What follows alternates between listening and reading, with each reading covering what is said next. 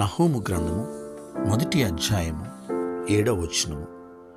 యెహోవా ఉత్తముడు, శ్రమదినమందు ఆయన ఆశ్రయదుర్గము, తన యందు నమ్మిక ఉంచు వారిని ఆయన ఎరుగును. ప్రియులరా, దేవుని వాగ్దాన వాక్యము.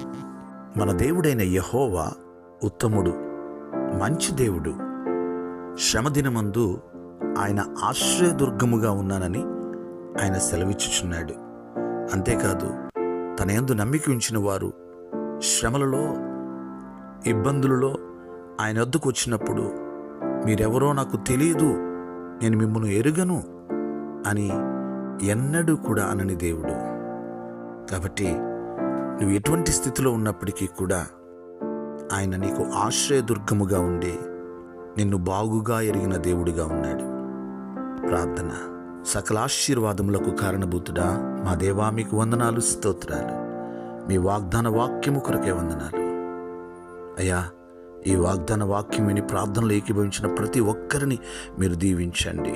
నిశ్చయముగా మీరు ప్రభు ఉత్తముడైన దేవుడుగా ఉన్నందుకు వందనాలు. నీవు మంచి దేవుడు అయ్యా ప్రభు. మా శ్రమలలో, ఇబ్బందులలో ఆశ్రయదుర్గముగా ఉన్నందుకు వందనాలు అయ్యా. ఈ యొక్క వాగ్దాన వాక్యం విని ప్రార్థనలు ఏకీభవించిన ప్రతి ఒక్కరిని మీరు దీవించి ఆశీర్వదించండి. ఎవరైతే బలహీనతగా ఉన్నారో, ఎవరైతే ప్రభు అనారోగ్యంతో ఉన్నారో, ప్రభు వారిని ముట్టండి, బాగు చేయండి, స్వస్థపరచండి, సంపూర్ణమైన ఆరోగ్యము దయచేయండి. నిశ్చయముగా వారిని మీరు ఎరిగి ఉన్నారు ప్రభువా, మీకు వందనాలు. వారి పరిస్థితి మీకు తెలుసు నాయనా. అయ్యా, వారి ఎటువంటి స్థితిలో ఉన్నప్పటికీ వారిని లేవనెత్తమని ప్రార్థన చేయించున్నాం.